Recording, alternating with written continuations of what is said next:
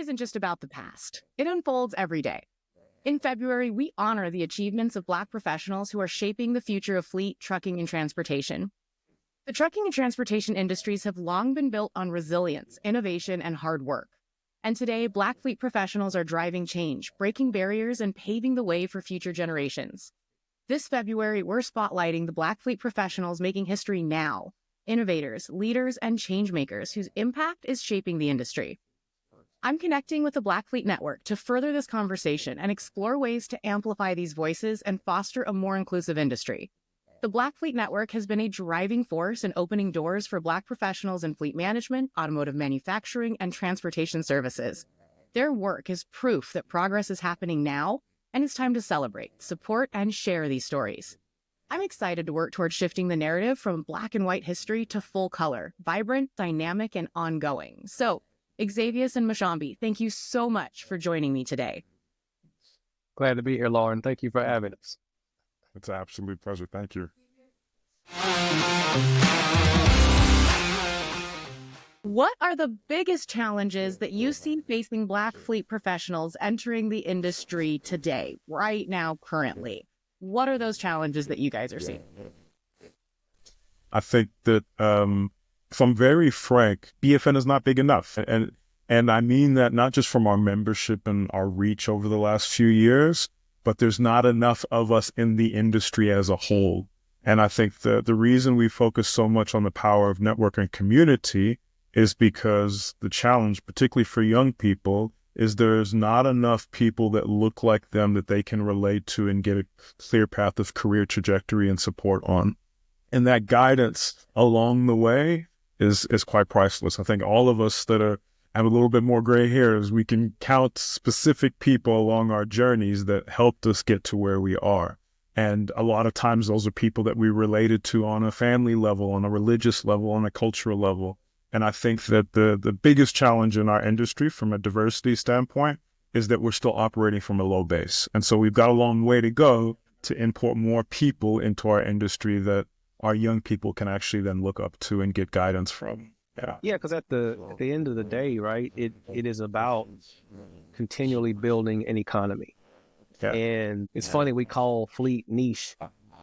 It's like the largest niche on the planet. You know, that literally moves the world, right? And when you think about it with those words, right, the world, well, who is the world comprised of? And for any solutions of movement of people, goods, ideas, you know, who are the people that inform that for the people, you know, and, you know, having all those experiences and mindsets and perspectives at the table per se is critical for pushing this and growing this economy. Right. We look back at COVID-19 and, you know, much like many other very challenging times in history, fleet grew. Why?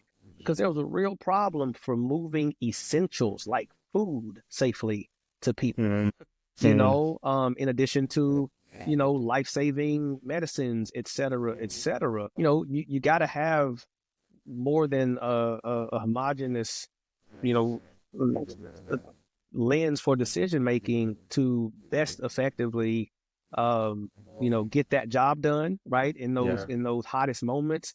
But again, but also from that, well, what happened? What that established or grew entire industries. I mean, the gig economy went through the roof, right? You know, which serves as a critical and important gap for certain people who are between jobs or struggle to, maybe they're not the tenured professional with the degrees, but they're still able to put food on the table by, you know, putting hands on the wheel and keeping it moving. It's that economic focus and tying that to the reality that everybody feeds an economy and benefits from an economy. So let's have the proper representation to continue to shape that economy. I love it.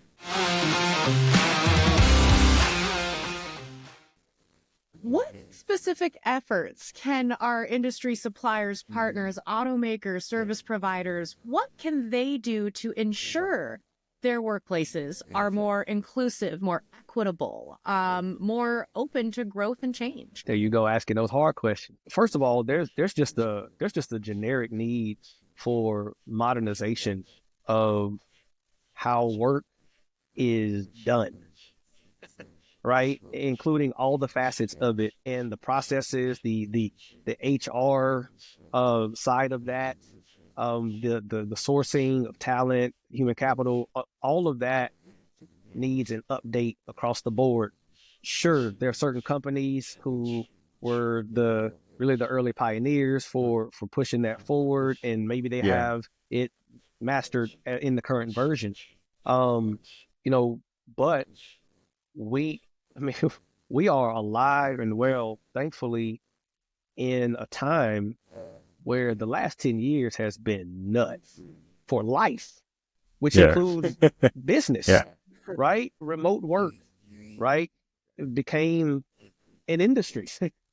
And look, here we are in a moment where that's being challenged, right? We had a real pandemic that changed life, which changed business. And technology is insane. AI alone, and this is all within the last decade, right? Where it's fully at surface now for the average person to be able to be aware and have something to do with it.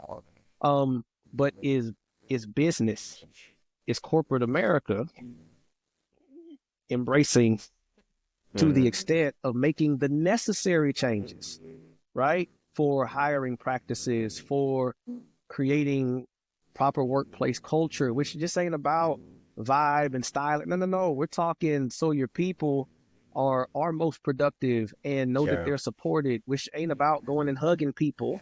It's about, I have access to the trainings, to the education, to the people.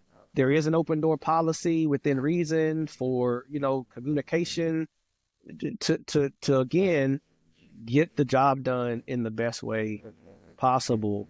That is critical. We got to fast forward to the now. Is something that has to happen. Mo, can you flavor that? Yeah, man. I think, and Zay's probably heard me say this many times, but one of my favorite sayings is what got you here is what's not going to get you there, right?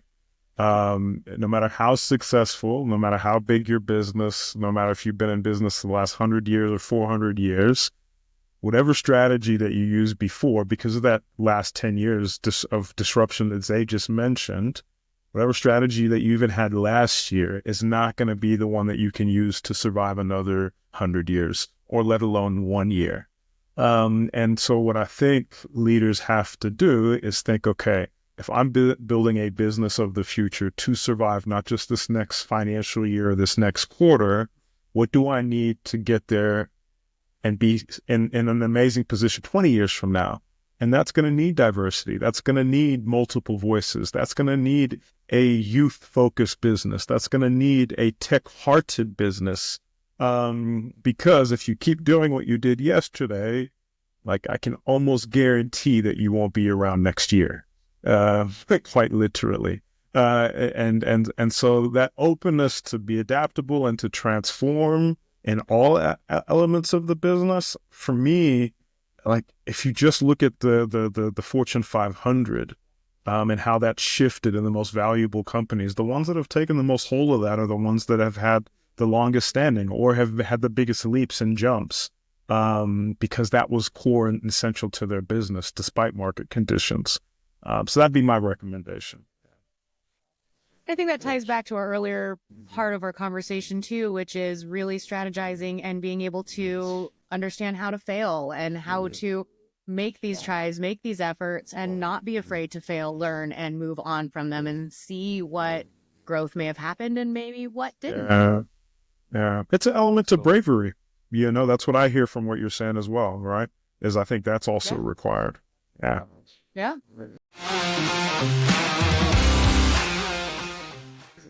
So Yeah.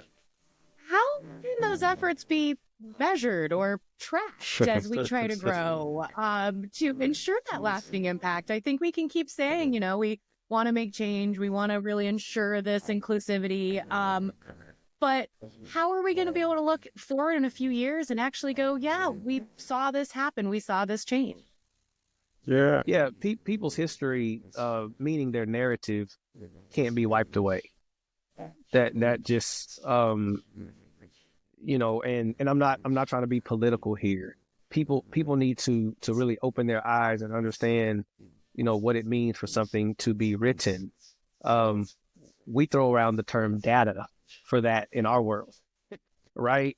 And a lot of our conversations really are kind of surprising. We still get the whispers when people approach with certain questions about who we are, what we do, what influence and opportunities are there. And the first thing we want to do is go ahead and release you of the need to whisper. Hey, we know we are Black Fleet Network. It's all very purposeful.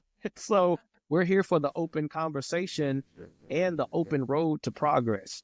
So no, we don't need to rehash disrespectful means of hash marks for who's involved and who's being counted. But it's also okay and good to give credit where it is due.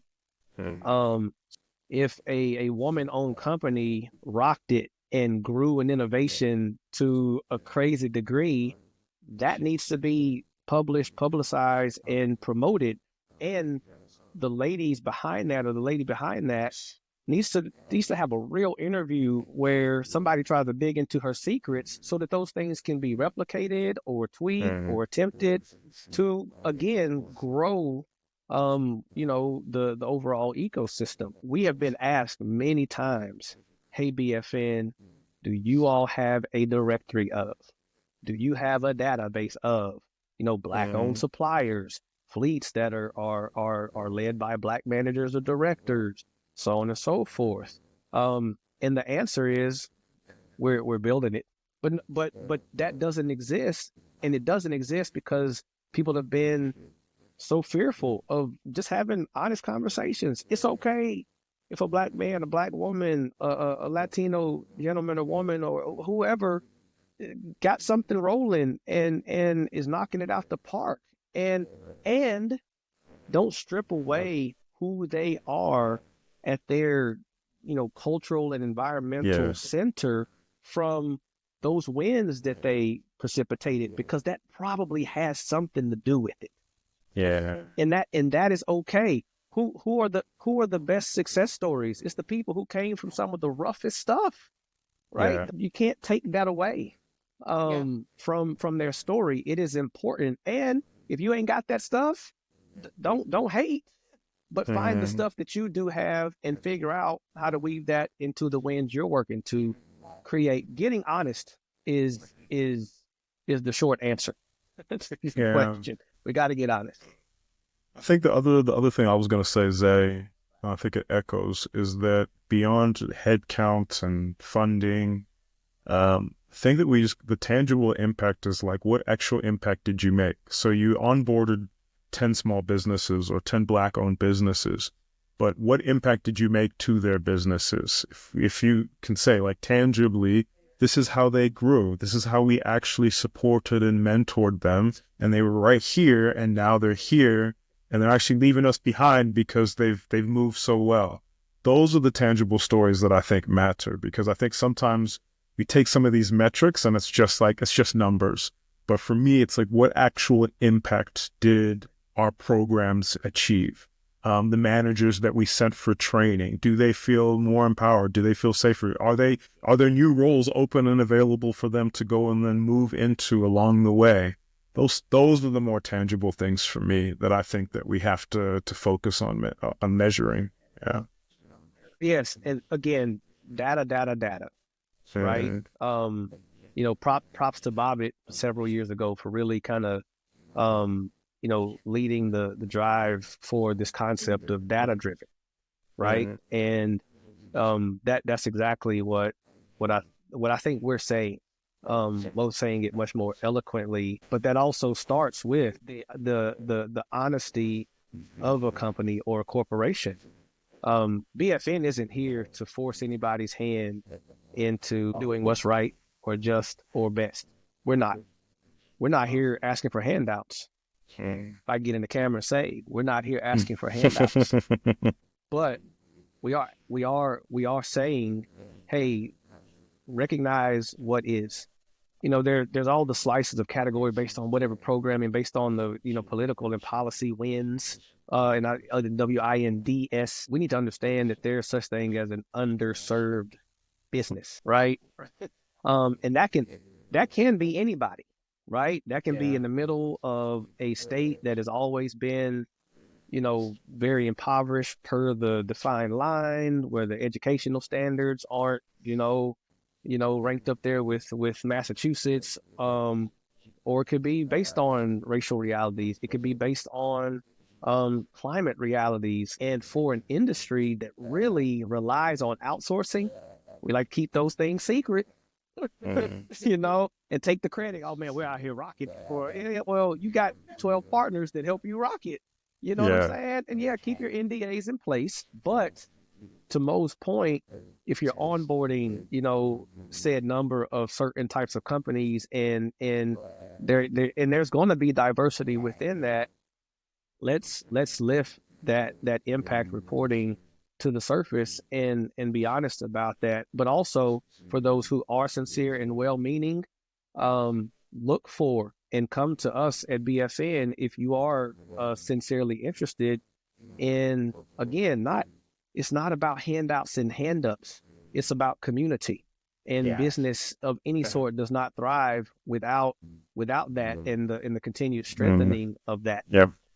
And going back to another thing, I know earlier you said it's not about the hugs, but I still need my hug the next time I see you at a show floor. Just saying, I am about the hugs. You got it. I love it. This month and every month, let's commit to recognizing and amplifying the contributions of Black professionals in the fleet and transportation sectors and beyond. We're not just celebrating history, we're witnessing it being made every single day. So let's take this opportunity to listen, learn, and contribute to the progress that is still very much needed. The journey's far from over, but with efforts like the Black Fleet Network, we're definitely moving in the right direction.